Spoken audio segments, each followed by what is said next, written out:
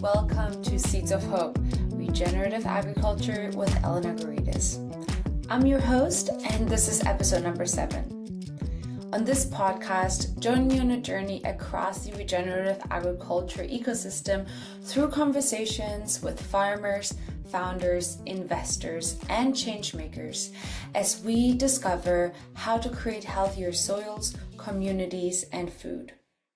In a world where human activity often seems destructive to our planet, regenerative agriculture has inspired me by setting an example of how we, as humans, can actually improve our environment while creating sustainable livelihood for farmers, producing healthier foods for communities, and fostering diverse ecosystems that support hundreds of species. This isn't just about trying to do less harm. It's about actively regenerating our relationship with the earth. Today, I'm thrilled to welcome Yãm Aisner, a regenerative system designer with over 10 years of experience working on projects that increase ecological, social, and economic resilience. I met Yãm in Costa Rica earlier last year and was immediately struck by his deep understanding of how permaculture principles and the water cycle can transform landscape. As the current regenerative systems designer of Ecovia San Mateo, which is an eco-village in Costa Rica, Yãm brings hands-on experience in community resilience, agroforestry, and regenerative design to our conversation. In today's episode, we'll start out by exploring how permaculture principles can help us reimagine our food systems, and then focus the majority of our time talking about water, the basis of all life on Earth. We'll learn about watersheds, the watershed death spiral, and examine how community engagement can yield transformative solutions. Water cycle work is about thinking in systems, and watersheds are a critical part of our food system and our ecology. So before we dive in, I'm excited to share that Seeds of Hope is the official podcast partner of the Regenerative Agriculture Summit in Chicago, happening from March 25th to March 27th this year. This is the only summit that brings together leaders from the food and textile industries to champion the shift towards regenerative agriculture. If you want to join me and 500 supply chain innovators for 3 days of discussions and actionable strategies, you can use the code SOH for 10% off your conference registration. So without further ado, let's dive into this fascinating conversation and understand the complexities of our water cycles. Enjoy. Hi, how are you doing?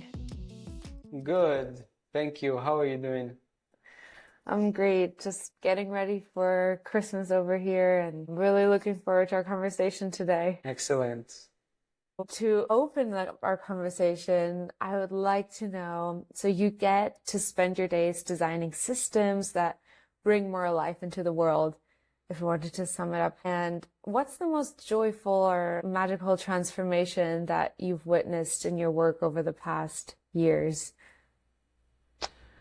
Well, first, thank you for the introduction. I'm humbled and thank you for your kind words. So in terms of transformation, living systems are so fascinating. I actually was really fortunate to be part of a project in Israel, in the south, in the Negev desert. And that project is led by the Sustainability Lab, and what they did there was really transformative. They acquired a very barren piece of land, and using regenerative agricultural strategies and other social development strategies, they really regenerated that piece of land. And the transformation was so inspiring to observe, taking that piece of practically desert and turning into a vibrant sanctuary for wildlife and also for people to come together and engage in different educational activities. And the project actually is really inspiring because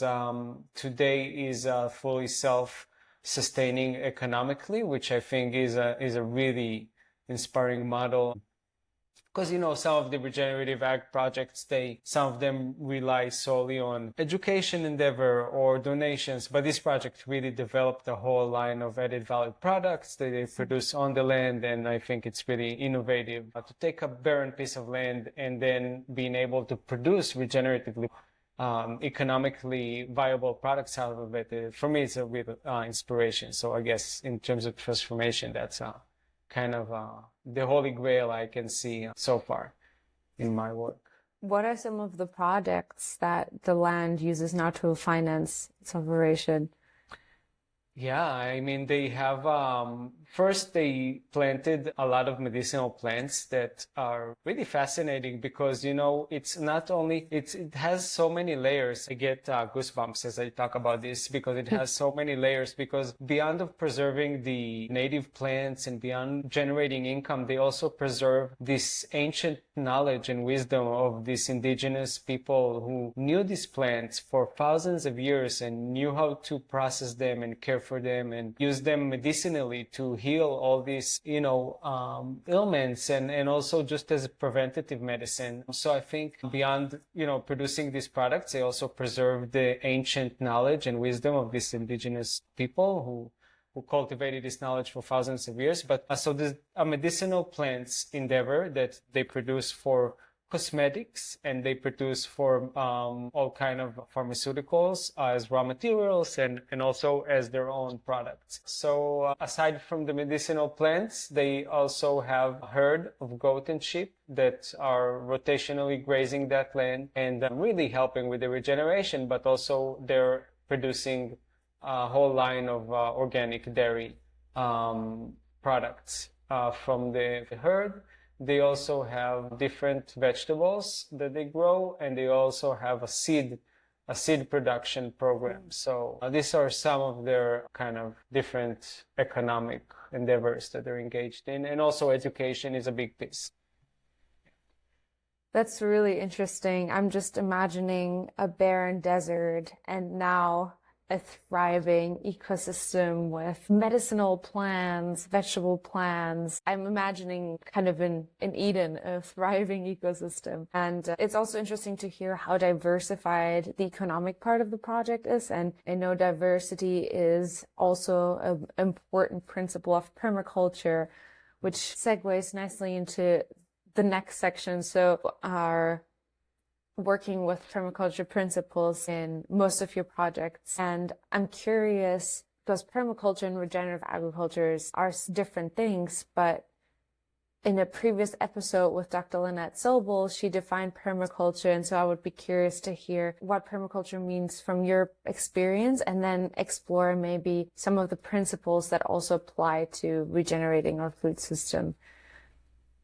Sure. So I guess I'll start with how I perceive permaculture, or what it means for me. For me, it's a design philosophy and also a lifestyle philosophy, which basically boils down to system thinking, intentional design, and ancient wisdom that incorporated into our daily life. And so for me, permaculture is more of a philosophy than application of permaculture. In other words, one of my permaculture teachers said it really great, I think. He said, permaculture is not about what we do, it's about how we do things. And that sentence that he said really stuck with me as I deepened my understanding of permaculture. And so you can apply it to all areas of your life, and it's not necessarily confined to how we work with the land. Exactly. It's basically a design philosophy that you can apply to everything. And the root of that design philosophy is the 3 ethics of permaculture and the 12 principles of permaculture. Those are kind of the core elements that we use that inspire our designs. And that's what makes permaculture unique, is that it is grounded in ethics. And I think is really important as a designer of living systems, especially to have those ethics that guide us, which are people care, earth care, and fair share. And so these ethics really assure that we are creating this sustainable culture. The term permaculture is permanent culture. So you can think of it as a sustainable culture or permanent culture. The objective of this philosophy is how we can create a human species that really becomes a steward of the earth and really kind of is a keystone species in that through design, through intentional design, it really enhances the potential of ecological and human systems. Interesting. In the previous episode, Karl Martens mentioned a book, 40 Centuries of Agriculture, which basically talks about agricultural systems that have stood the test of time, so to say, are permanent. So, all right. You mentioned fair share. I just would love to kind of circle back to that. What exactly does that mean? Right. So, I think for me, the interpretation of that is mostly addressing the great inequality we're observing, sadly, all over the planet, not only within human society, but also in relation to human society and other species. It's pretty clear that humans have this tendency to think that we are kind of the ruling species, and we are. I mean, if you look at the fact, we are definitely, but abusing that power and ignoring the needs and the really life quality of other species, and even extincting many other species is for me, is that the fair share is like the constant reminder that we all deserve to live, gracefully. We all deserve to live with respect, and the resources on this planet, a lot of them are limited, and we should share them fairly, so we don't hurt too much of what we need, which is definitely what humans have been doing. So sharing, if we can kind of embrace that principle or that ethic, I guess it's an ethic, we would share our resources fairly, then it means that other species and other humans would also won't need anything. The food crisis, for example, that is often mentioned, is long been kind of identified as, it's not a problem that we don't have enough food to feed everybody. It's mostly a distribution problem. It's mostly people not using the resource of food in a wise way. And so people have too much food, they just throw it away and it goes to waste while other people are starving. So this is kind of just an example of how fair share, when applied properly, could potentially help bridge those gaps. Yeah, so that's also one way of tying some of permaculture's philosophy and design system to our food system. And then you also mentioned there's 12 permaculture principles. And I'm curious, which of these principles do you think are relevant to agriculture, or specifically regenerative agriculture, and can help us when we're thinking about designing the systems?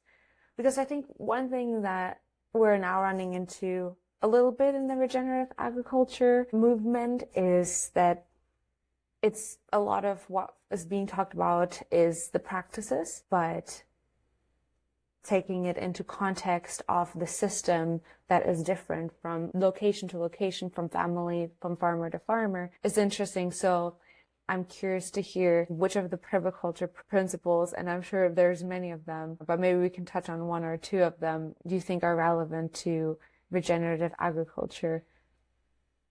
Yeah, absolutely. And maybe before I move to that, I just want to tie back the last point of fair share into a regenerative agriculture operation, and the difference of maybe a regenerative agriculture operation that won't use that inspiration of that ethic as inspiration in their design, because the human ways to do agriculture so far was all about maximizing our profits over everything else, which means that we're gonna fight every little fruit that we have on our trees to get it to the market. And that means that the wildlife don't really get anything to benefit from it, because if we spray everything and we prevent all the wildlife from touching each fruit, fighting for it, it's like, yeah, it's not really fair share, isn't it? But if we take that in consideration, just plant more than what we need, then we assure that also the wildlife gets their food that they need to keep thriving in this ecosystem. So just wanted to tie it back, and I think it's also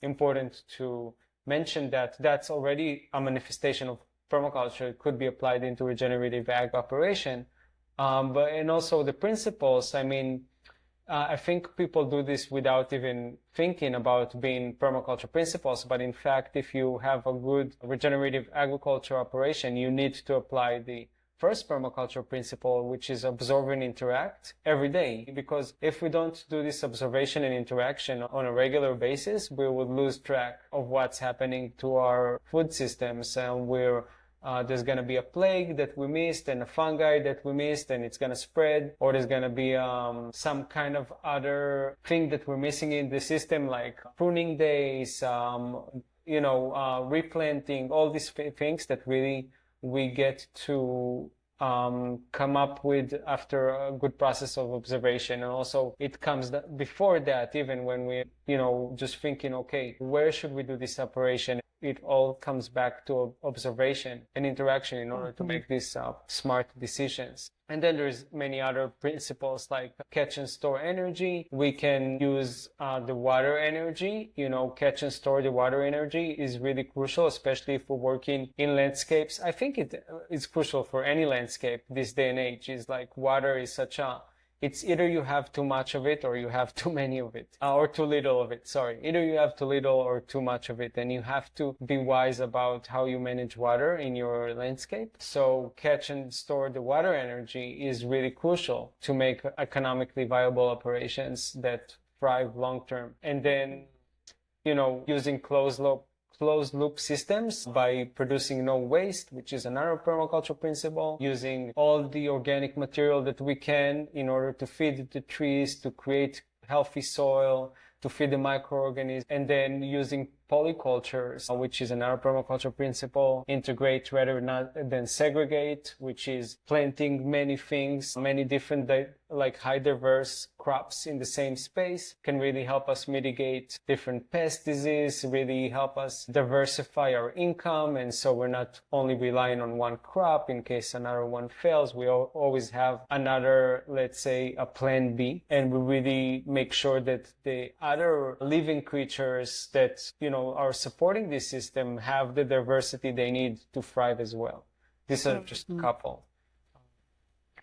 Yeah, that's really interesting to see those few principles lined out. And just to tie it back to what you said about fair share and having also the diversity that other species might need, and those ecosystem services that we can provide as humans, where all the species around us provide other ecosystem services, like trees build our soil and provide oxygen to us. And this idea that as humans, we can also, as you said, produce more so other species can also benefit from it, or plant a diversity of crops. So we also provide ecosystem services as well as, and become the keystone species, hopefully. So thanks for outlining those. And I think we can go into really a lot of depth with each of these principles.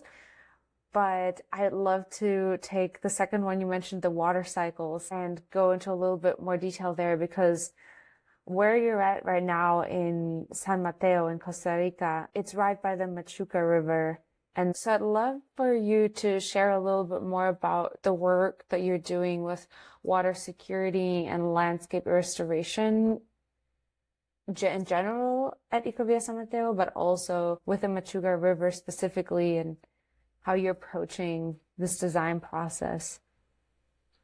Sure. So specifically in this project, when I arrived to the project, when I started working on the project, I did a site analysis, and it became clear to me right away that since we have one of the borders of the properties bordering a river, the Machuca River, which is a pretty important river here in Costa Rica, the flow of water in the rainy season is quite impressive. This river is pretty astonishing. The amount of water is flowing there. It's also can create a lot of erosion because of the amount of water that flows through it. And this is mostly because traditionally in Costa Rica, unfortunately, there was many lands that converted into cattle. And so because they prioritize cattle, they deforested also the riverbanks. So the cattle can go into the river, drink water, have access to the river, so they don't need to move water around.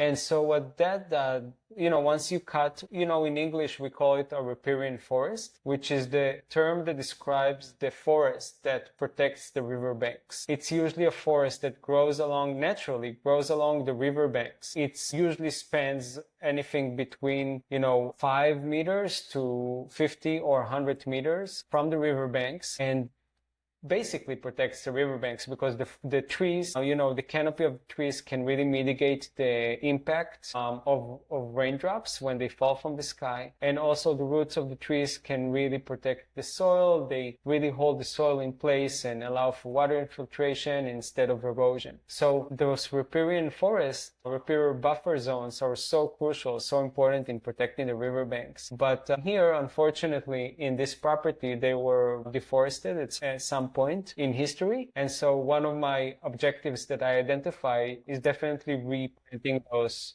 riparian forests. But, I realize that even if we do all that, which is a lot of work, and it's a good initiative, and it's going to have positive impact, the work that is really crucial is actually not here on this property, is actually higher up the landscape. And that's because how watersheds function is because the watershed, when we talk about a watershed, this is kind of a technical term basically that describes a geographical area, that every raindrop that falls within that geographical area and within those mountains gonna drain into the same river. So we are in the Machuca River watershed, which is, it's kind of a fractile, is a sub-watershed of a bigger watershed. But that might be too technical to get into. But what I'm trying to say is that watersheds, the high impact for water cycle restoration is actually higher up on the watershed, because that's where upstream, exactly. That's where, once the slope gets steep, that's where a lot of problems can occur if the land use or the land management in those slopes is not what we call healthy land use for soils. Because of the steep slope, if we deforestate, for example, those slopes, when it rains heavily, you can imagine we're going to end up with a lot of erosion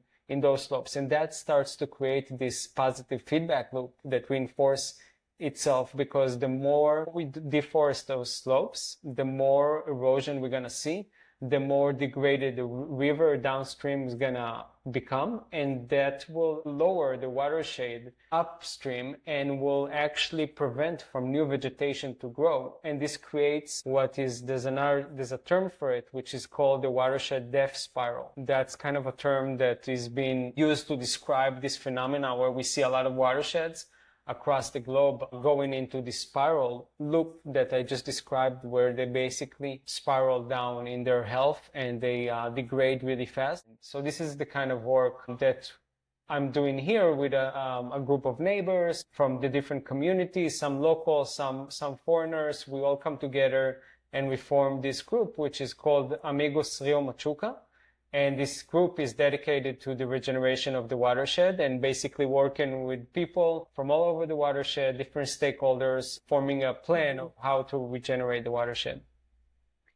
Yeah, and I would love to talk a little bit more about this community component of your work. But I want to back up 1 second just to really understand the watershed death spiral, because that's a really significant development that I am sure happens all over the world.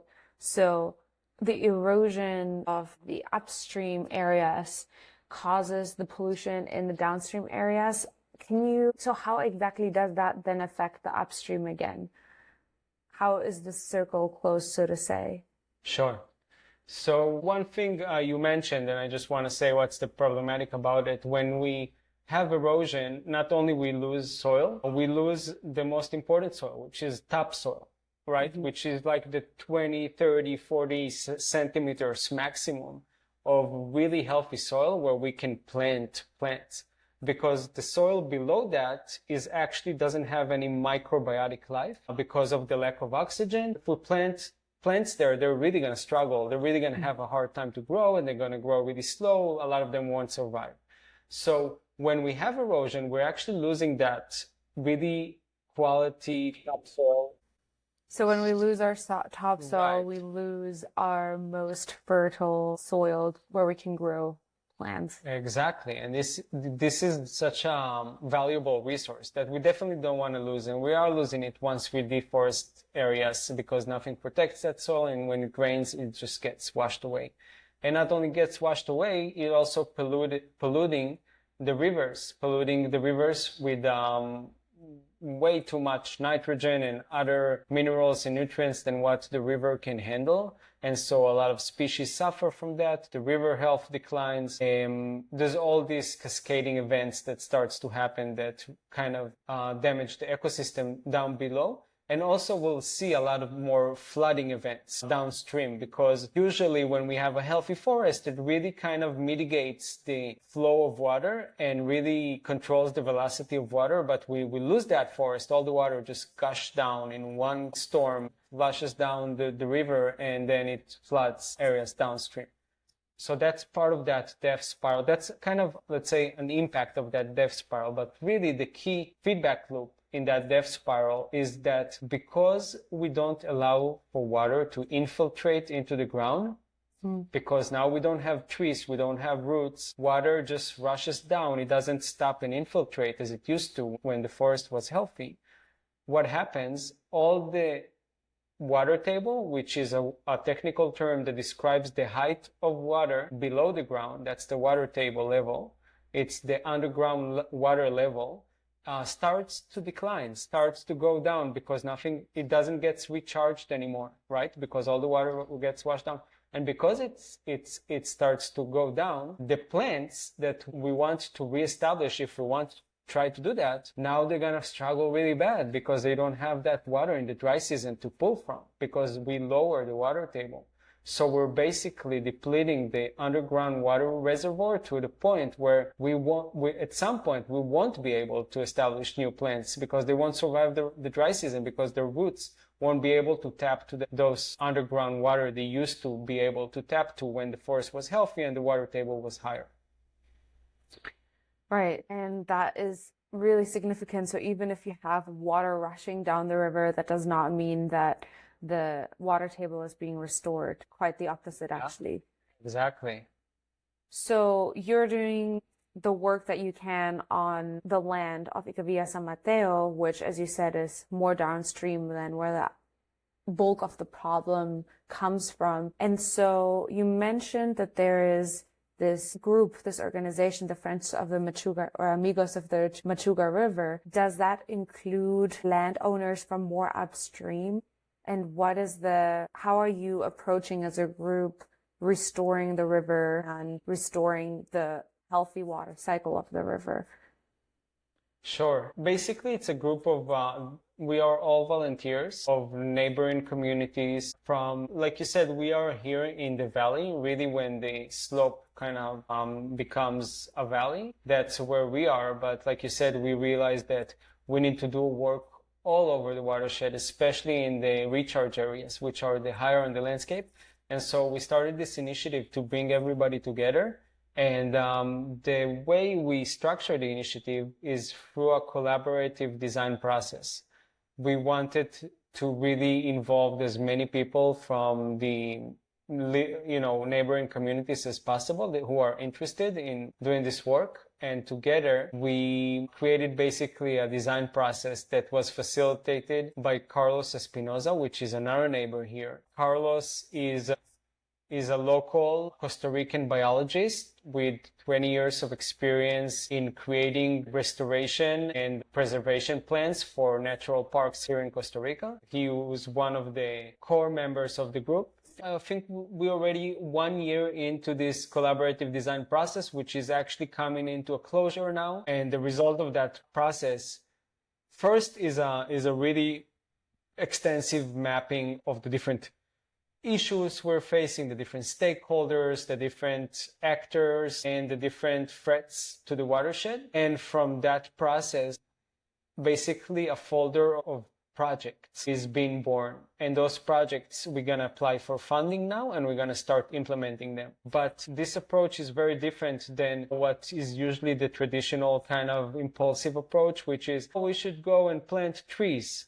We have the solutions. We know what to do. We wanted to take a different approach, which is basically not thinking that we know what the solutions are. It's the different approaches. Let's bring in the people who actually live here for decades, and let's involve them in this process and have their voice being heard, and have them basically come up with the solutions that they think are necessary. So it's kind of a bottom-up approach to regeneration, and not such of a top-down approach. That's interesting. And as you mentioned, the community is a really big part of the ecosystem as well, of course, as stewards and also being dependent on the land. Is there anything that you found in this process, any, let's say, proposed projects or solutions that have now come to the table after a year of working together that surprised you, or that you think that give you hope, let's say, about being effective and being an important component to the restoration? I'm curious to hear what some of the projects are that came out of this design project. Yeah, it's a great question.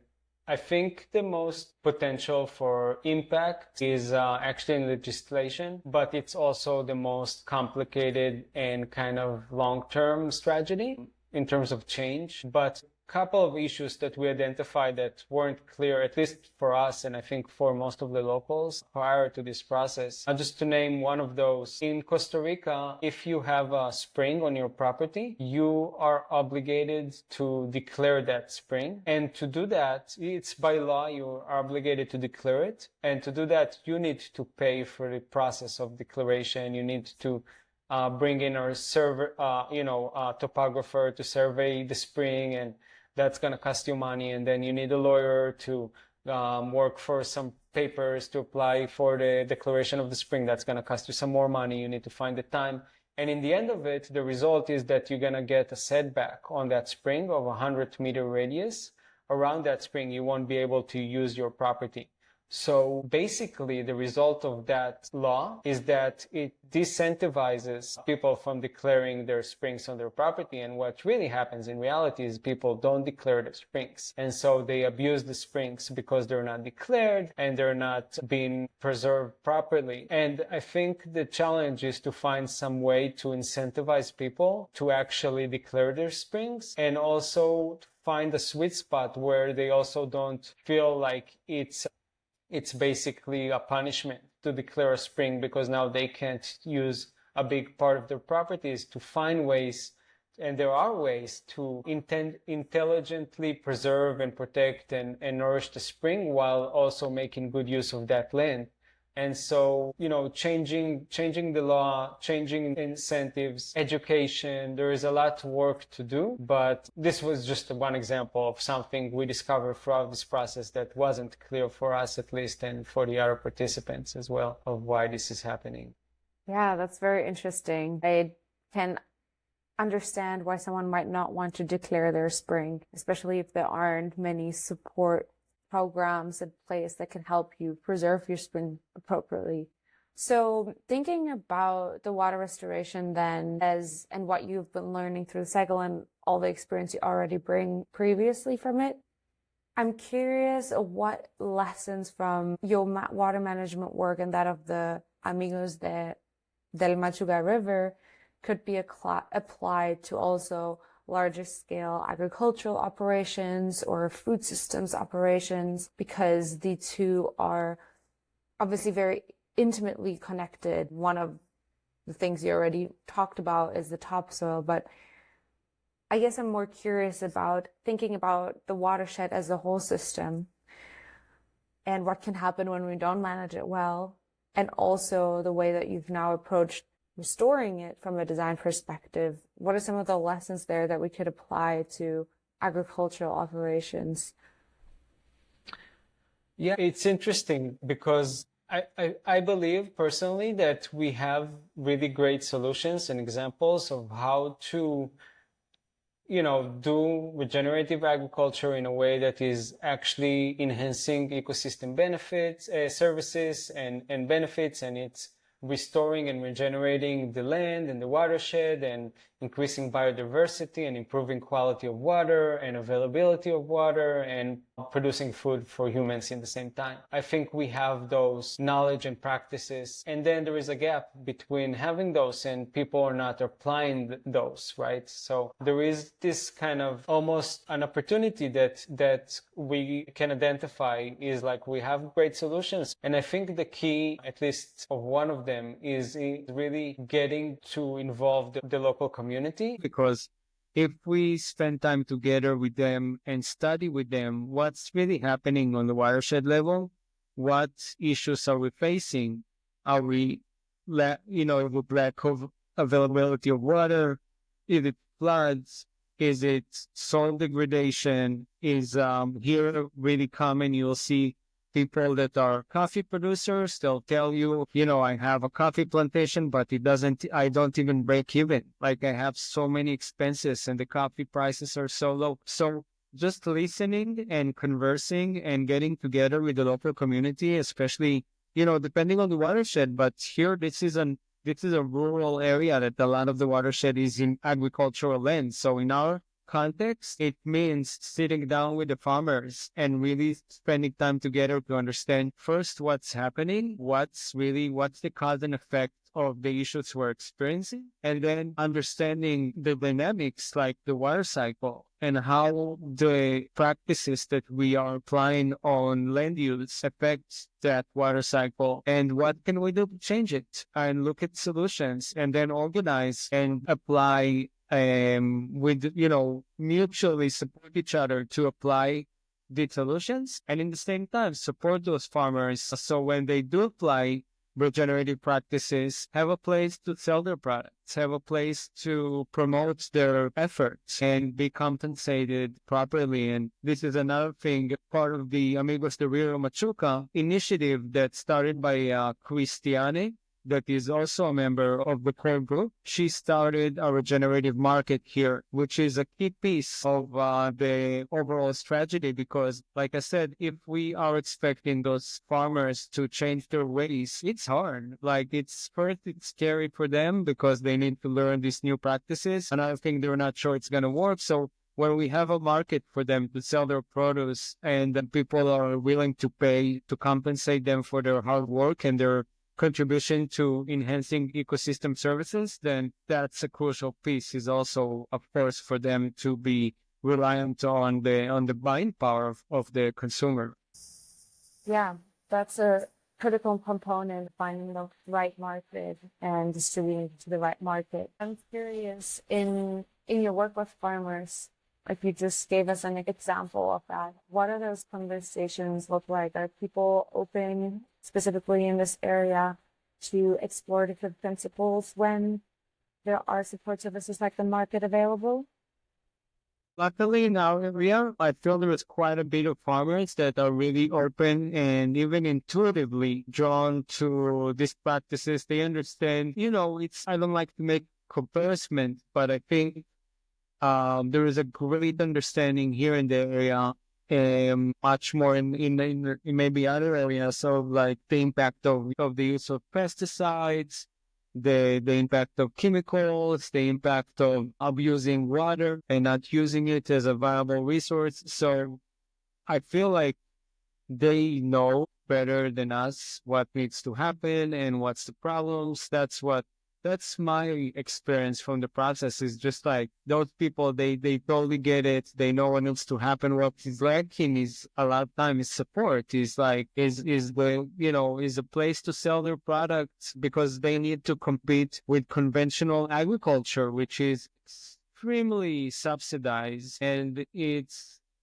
almost like cheating. I mean, they're using all these synthetic fertilizers and chemicals. So when you try to compete financially, when you're selling your products, it's really hard as a farmer to compete with their prices. So they need the support from the consumers, really. They need people to stop buying conventional toxic produce and start using their dollars to vote and buying regenerative, products. So that's really important. Which is challenging for some people when food prices are already quite high, but they or parts of the market that can afford to pay a premium for regeneratively farmed food, let's say. And one thing that really surprised me also is how Costa Rica, I believe, is one of the countries in which you use the most pesticides, herbicides per farmed acre in the world, which is quite a contradiction to, their image as an ecotourism haven, biodiversity haven, and maybe a sustainable travel destination for many foreigners. So that's quite interesting culturally. And I love to hear that a lot of the farmers are interested in changing their practices so they can find a market. So as we're coming towards the end of our conversation, I'm curious to hear when you're looking ahead at both the work that you're doing in Costa Rica and globally, what's happening, what is something that gives you hope when you think about the future of our food systems? And then I'm also curious to hear what gives you hope about the future of our water systems. Sure. So I can see humans play a vital role, if not leading the restoration of kind of the destruction we've been doing in the last decades. I really feel it's possible for humans to organize together using solutions to restore and regenerate watersheds. I've seen really inspiring examples being done, for example, in places like India and other places as well, where communities organize together in a watershed and work together to really enhance the ecosystem services of that watershed, recharge the groundwater, grow their own food, and really become resilient communities within within the local context of the watershed. So I get really inspired and excited by that. I really believe it's possible and doable, and I can see it kind of starts to happen in all kind of places around the world. So it's really exciting. Are you referring to a particular community in India that someone could research more if they wanted to learn more about this example that you just gave? Yes. I can say, look into the work that's been done in Kham River. That's Kham. Kham River. And there is, let me see if I can find.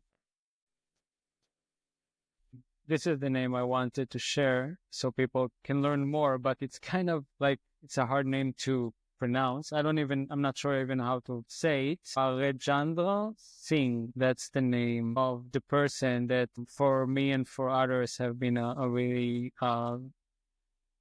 big inspiration. He has done a lot of really inspiring work in India with communities in terms of water cycle restoration. And what are some things that he's done that have inspired you? Basically working with communities, learning with them about how the water cycle work in their context, in their area, and then organizing them together to do the work to restore that water cycle. And he's done it on a large scale in India. That's very interesting. And just one more question that comes up because you said large scale. What do you think enables his work to be scaled up? And how are you thinking about scale in terms of water system? Storytelling. I think it's about story, because in the end of the day, it's people that he harnessed. It's like he doesn't, have a lot of resources or money or anything like that, but he is capable of surrounding himself with people who are interested in what he has to say, and then share with them his vision of what's possible in terms of the transformation that the landscape can manifest. And then it's so conveying, they actually believe him and they go and do the work, and then they see, oh, this is real. But you need to tell that story. You need to know how to become a leader. And people need to genuinely follow you and believe that if they're going to sweat and put in the hard work. They were looking for places where they can dig ponds and retention structures and basically doing earthworks, but with no money, with hardly any machinery. Sometimes they use machinery in different cases, but a lot of times it's basically a bunch of people with shovels changing a little bit of the landscape to capture more rain, and the results are amazing. You know, when you do this acupuncture, surgical work in the right places, in the right strategies, you can really transform the landscape and bring back the water cycle, restore it. Aquapuncture. Yeah, this is a term coined by Zach Weiss, which is the founder of Water Stories. He talks about this concept of aquapuncture. These are like the points in the landscape which, you know, a small intervention will make a big impact. Kind of like leverage points.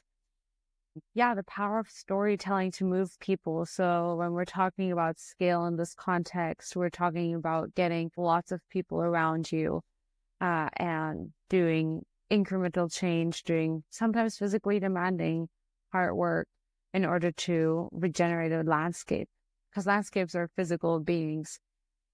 I'll definitely look him up, and I'll post also information about where to read more about him in the show notes, so I don't butcher his name. But yeah, thanks for sharing that. And as we wrap up, I guess one other question for someone who might be interested in supporting or getting involved with regenerative projects in their area, becoming part of a community organization or maybe even starting one, what advice would you give them? I would say, and this is my experience and also kind of listening to, you know, standing on the shoulder of giants, as we say, other people that said it better than me, is like, don't try to walk alone. Get together with other people, potentially connect with other organizations in your area that are already working towards the cause you're passionate about.